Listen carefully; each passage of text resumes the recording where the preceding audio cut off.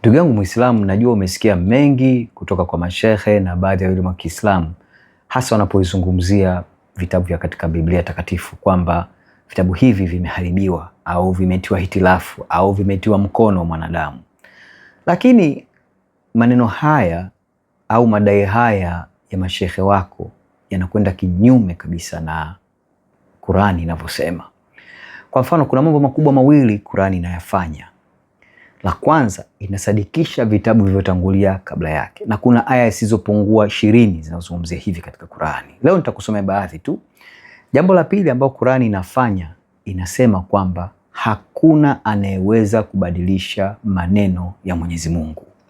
Haya ni mambo mazito sana. Kwa hiyo unapomsikia shekhe wako au mwalimu wako anavyosema kwamba hutakiwi kuamini vitabu vya Biblia, hususan tunapozungumzia Torati au Injili au Zaburi na vitabu vingine, kwa sababu kwa mujibu wa Qur'ani inawataja baadhi ya mitume na manabii ambao wote walishushiwa vitabu. Inamtaja kwa mfano Ibrahimu, inamtaja Isaka na wengine kwamba hao wote walipewa vitabu. Sasa na kusomea kwanza aya kadhaa katika Qur'ani ambazo zinasadikisha vitabu vilivyomo katika Biblia takatifu. Tunaanza kwanza na Suratul Baqara. Hii ni sura ya pili, tukianza na aya ya 41. Katika Suratul Baqara kuna aya takriban kama 3 hivi zinazosadikisha vitabu vilivyotangulia kabla ya Qur'ani. Tukianza na aya 41 ambayo inasema hivi: naaminini niliyoteremsha ambao yanasadikisha yaliyo pamoja nanyi, wala msiwe wa kwanza kuyakataa, wala msiauze maneno yangu kwa ajili ya thamani ndogo tu, na niogopeni mimi tu. Tukitoka hapo katika aya ya 41 tunakwenda mpaka kwenye aya 136 ya Suratul Baqara. Aya 136 inasema hivi: semeni nyinyi, tumemwamini Mwenyezi Mungu na yale tulioteremshiwa na yale yaliyoteremshwa kwa Ibrahimu na Ismaili na Ishaka na Yakubu na kizazi, na waliopewa Musa na Isa, na pia yale waliopewa manabii kutoka kwa Mola wao.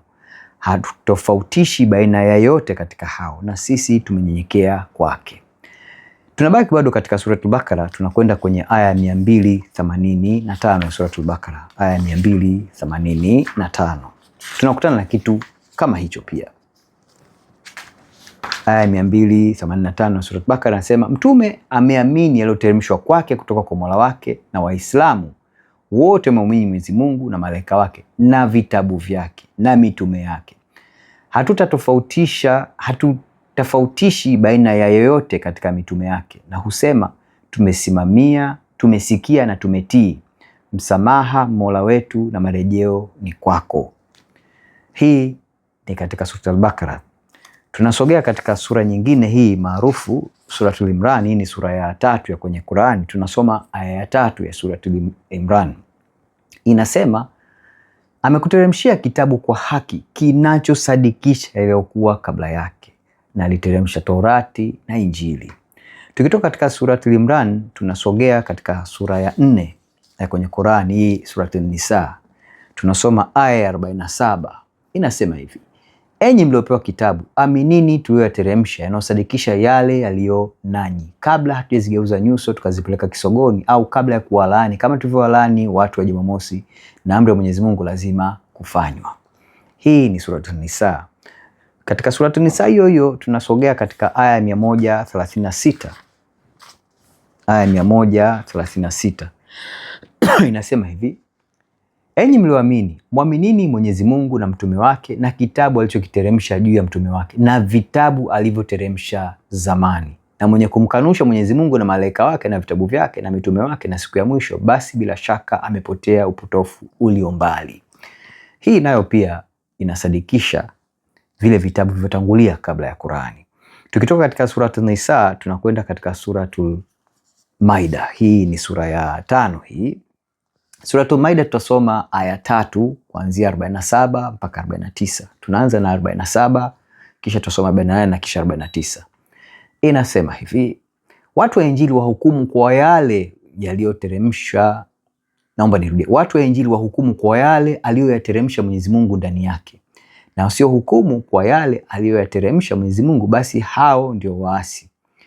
aya 48 nasema, na tumekuteremshia kitabu kwa haki kinachosadikisha vitabu vilivyokuwa kabla yake na kuvihukumia.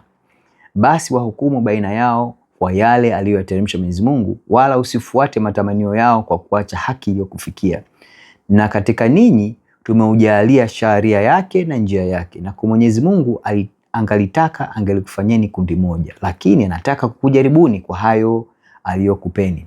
Basi shindaneni kuyafikiria mambo ya kheri, nyinyi nyote marudio yenu ni kwa Mwenyezi Mungu, na atakwambieni yale mliokuwa mkihitilafiana.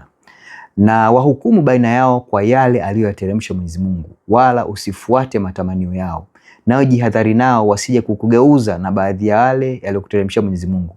Na kama wakikengeuka, basi jua kwamba hakika Mwenyezi Mungu anataka kuwafikishia adhabu kwa baadhi ya dhambi zao, na bila shaka wengi katika watu ni waasi.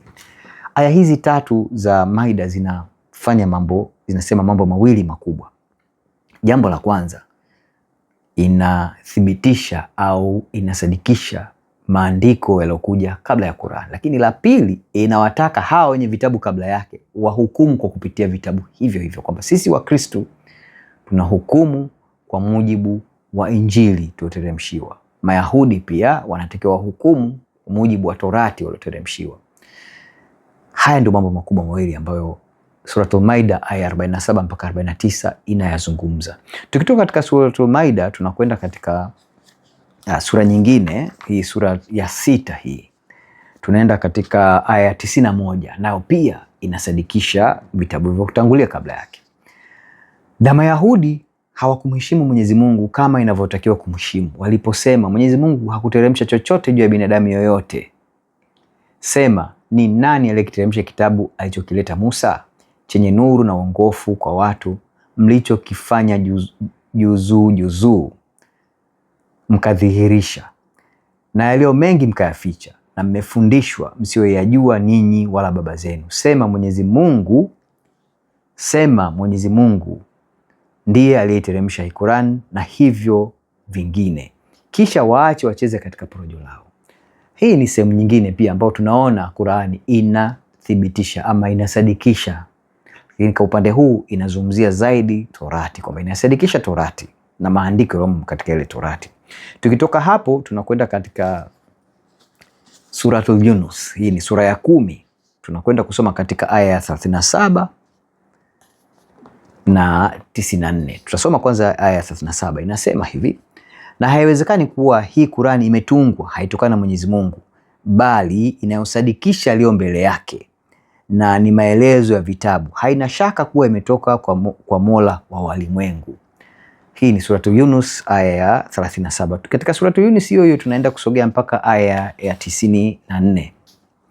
Inasema, na kama unayo shaka juu ya hayo tuliyokuteremshia, basi waulize wale wasomao vitabu kabla yako.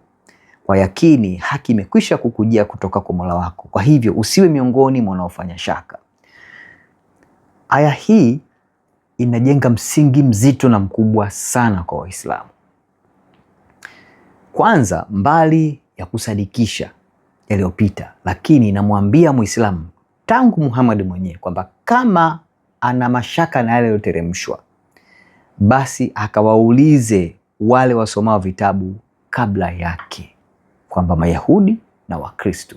Kwa hiyo ndugu yangu Muislamu, unaposoma Qur'ani, unapokuta kwamba Qur'ani inapingamana na maandiko yaliyokuja kabla yake, yani Torati, Zaburi na Injili, wajibu wako ni kuwauliza Wakristo na Mayahudi, sio kushutumu kwamba wamebadili vitabu, kwa sababu hakuna ushahidi wowote katika Qur'ani. Narudia tena, hakuna ushahidi wowote uliobayana kwamba Qur'ani inasema vitabu hivi ilivyovisadikisha vimebadilishwa au vimetiwa mkono. Hakuna. Kwa hiyo unapokutana na hitilafu yote katika Qur'ani ambapo inakinzana na vitabu hivi vya kale, tunazungumzia Zaburi, tunazungumzia Torati na Injili, ni wajibu wako kwenda kwa Wayahudi na Wakristo kuthibitisha kipi kati ya viwili vinasema ukweli. Tunakwenda katika hatua yetu ya pili, na hatua hii tunaenda kuona Qur'ani inatuambia kwamba hakuna awezaye kubadili maneno ya Mwenyezi Mungu. Tunakwenda kuangalia msingi wa pili mkubwa sana ambao Qur'ani inaujenga katika sura ya 6 ya kwenye Qur'an. Hii inafahamika kama Surat Al-An'am. Tunasoma katika sura ya 6 aya ya 34. Inasema hivi: na hakika walikadhibishwa mitume kabla yako, wakavumilia kwa kule kukadhibishwa na kuudhiwa mpaka ikawafikia nusura, na hakuna abadilishaye maneno ya Mwenyezi Mungu, na bila shaka zimekufikia habari za mitume hao. Tukibaki katika sura hii ya 6, hii Surat Al-An'am, tunakwenda katika aya ya 115. Inasema, na yametimia maneno ya Mola wako kwa kweli na uadilifu, hakuna awezaye kuyabadilisha maneno yake, na yeye ndiye asikiaye ajuaye. Naam, nimekueleza mambo makubwa mawili ambayo Qur'ani inayafanya, ama tunaweza kusema kwamba misingi mikubwa miwili Qur'ani inayafanya, ambacho mashehe wenu nyinyi ndugu zangu Waislamu wanayapindisha kwa kusudi kabisa. Jambo la kwanza wanapenda sana kulisema ni kwamba vitabu vya Biblia vimetiwa mkono ama vimeharibiwa, na kwamba kama Waislamu hamtakiwi kuviamini vitabu hivi. Hili ni neno ambalo ni kinyume cha mafundisho ya Qur'ani yenyewe, kwa sababu nimekusomea aya zisizopungua 10 ambazo Qur'ani inasema imeyasadikisha yale yaliyotangulia kabla yake, ikiitaja wazi wazi Torati, ikiitaja Injili, ikiitaja Zaburi, na ikitaja vitabu vya baadhi ya mitume kwa mfano na manabii. Kwa mfano inamtaja kitabu alichopewa Ibrahimu, Ishaka na wengine. Hili msingi wa kwanza. Msingi wa pili na mkubwa zaidi ni kwamba Qur'ani inasema hakuna awezaye kubadili maneno ya Mwenyezi Mungu. Sasa hoja ya mashehe na walimu wenu inayosema kwamba Biblia imetiwa mkono ama imeharibiwa ama imebadilishwa ni hoja ambayo inakwenda kinyume cha Qur'ani inachoyasema. Kwa hivyo nikuambie kwa uhakika ndugu yangu Muislamu, achana na upotofu huu wa mashehe wako. Siku zijazo nitakuletea mlolongo na historia ndefu. Hii hoja ya Waislamu au walimu wa Kiislamu kusema kwamba Biblia imebadilishwa ilianza wapi na ilianza lini na kwa nini. Lakini kutia moyo tu kwamba kwa mujibu wa Qur'ani, wewe Muislamu unatakiwa uamini katika yaliyoteremshwa katika vitabu hivi vya Torati, Zaburi na Injili bila ya shaka, na ufutilie mbali lile wazo au lile jambo ulikuwa ukifundishwa kwa miaka mingi na mashehe wako kwamba vitabu hivi vimeharibiwa, kwa sababu kusema hivyo ni kwenda kinyume cha Qur'ani yenyewe ambao mnaishikilia kama ni neno la kutoka kwa Mwenyezi Mungu. Nikutie moyo ndugu yangu, haya mambo yanahitaji tafakari, yanahitaji kujua ukweli. Bwana Yesu anasema wazi kabisa, kweli itakuweka huru.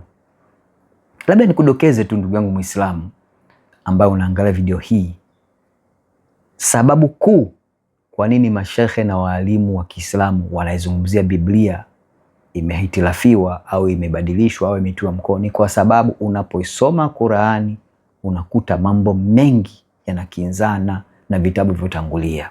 Kwa hiyo unakuta Muislamu hana namna, aidha achague kuamini yaliyoko katika Biblia na achane kabisa na Qur'ani na Muhammad, au atunge hoja. Nasema natumia neno kutunga kwa sababu Qur'ani haizungumzi popote kinagaubaga kwamba Biblia imetiwa mkono.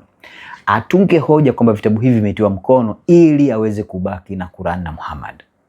Na huu ni upotofu mkubwa na ni uzushi wa hatari sana, kwa sababu roho yako ina thamani kubwa mbele za Mwenyezi Mungu.